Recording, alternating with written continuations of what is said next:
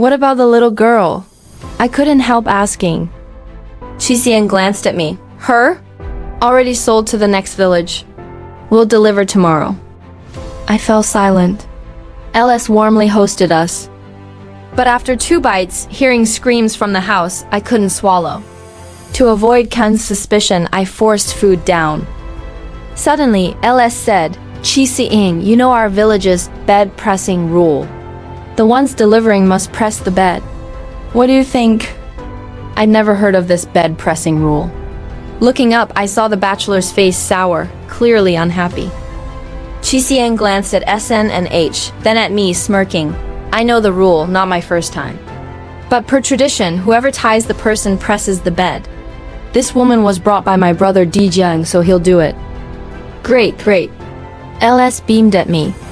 Young but capable, a real man. The bachelor shook his head, still displeased, but said nothing. I was puzzled. What was this bed-pressing rule? I quietly asked Xixian. He said it meant I had to open the goods, first break the bride's virginity. What? I gasped, heart pounding. Xixian glared at me, his eyes warning. I didn't dare refuse outright, lowering my head silently. I guessed Xixian wanted to pull me in fully. If I touched the woman, I'd be a criminal, one of them. If I betrayed them, they'd turn me in. It was also a way to let me taste the sweetness, binding me to the trade. Everyone kept drinking. I sat, unsure what to do. I couldn't do this. But refusing meant Xixian would know I wasn't with them, and he might kill me. My mind was a mess, desperately seeking a way out. The drinking lasted past 10 p.m. Villagers shouted, to the bridal chamber. Us laughed. Kid, your turn, go in. Xixian approached, patted my shoulder and told me to press the bed properly, not to embarrass them. H and SN followed, ready to watch. Even the twins smirked mysteriously. Blushing, I shuffled into the house. Inside, the pregnant woman, tied on the bed, screamed in panic upon seeing me. Suddenly, someone flung open the window, and a dozen faces pressed against it, watching. I jumped, recalling the previous village, and snapped, "What are you doing?" Haha, the kid's shy. We're watching you. Never slept with a girl, huh? Need us to teach you. My face burned. I stepped out. Xixian, thinking I was refusing, frowned and asked what I was doing. I whispered, "Brother Xixian, I'm not used to this. Can you clear everyone out? It's my first time. I don't want the whole village watching me like a zoo animal." Xixian laughed, understanding. "All right, go in. Uncle LS, my brother's shy." Clear the crowd. LS didn't object, shooing everyone away, but Xixian and the others stayed. I knew he was watching me. I said nothing more, returning to the room. The woman looked at me in terror, thrashing on the bed, screaming, "Don't come near. I'll haunt you even as a ghost." To play the part for Xixian, I gritted my teeth, rushed forward, and slapped her twice. She screamed louder, crying and shouting. Frustrated, I went to the next room, grabbed her crying daughter, and said coldly, "Will you obey? If not, I'll deal with her first, then you." She fell silent, sobbing quietly, lying like a fish on a chopping block. I grabbed the crying girl, who cursed me, "You're not human, you're a beast. Let my daughter go. Do whatever to me, not her." I calmed myself, tied the girl aside, and stuffed a rag in her mouth.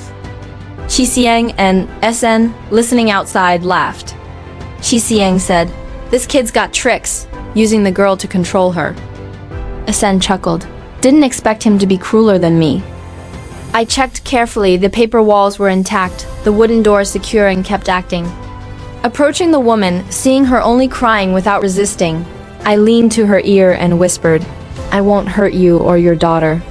Play along to fool them, and I'll get you out." Her eyes widened, staring at me.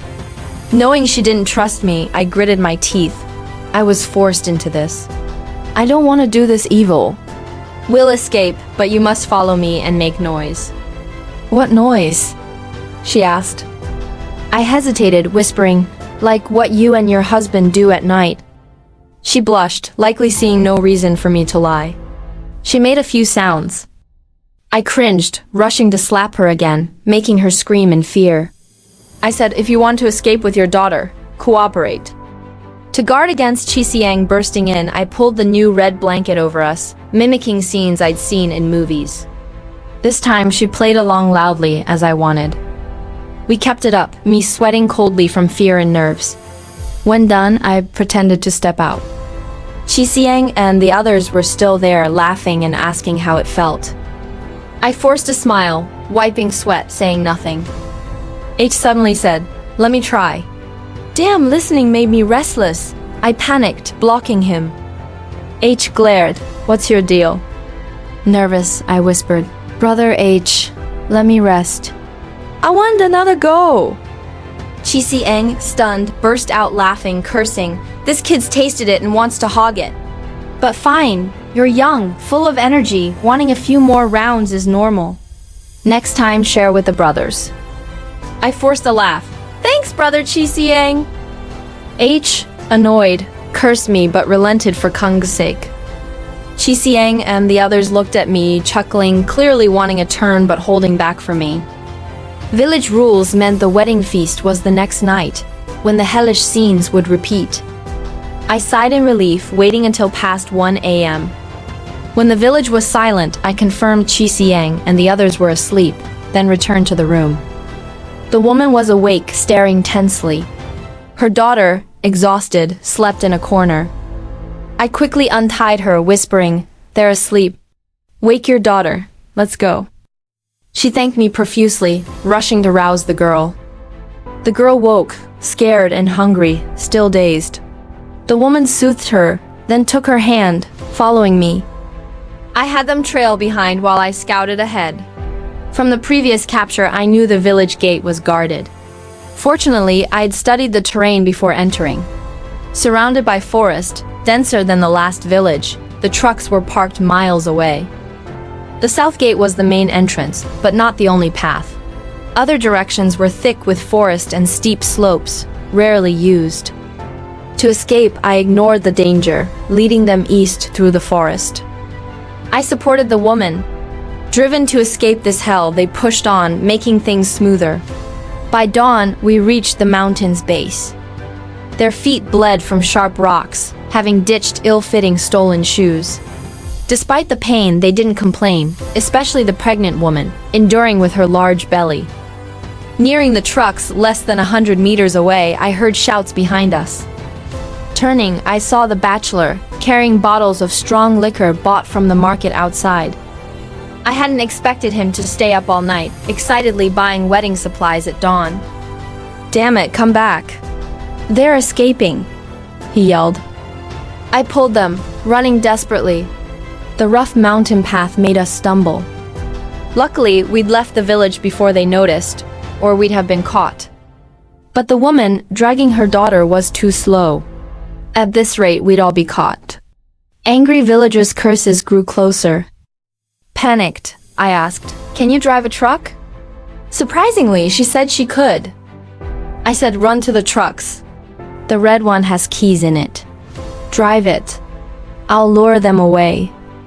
I'd noticed H never removed his truck's keys, a detail I kept in mind.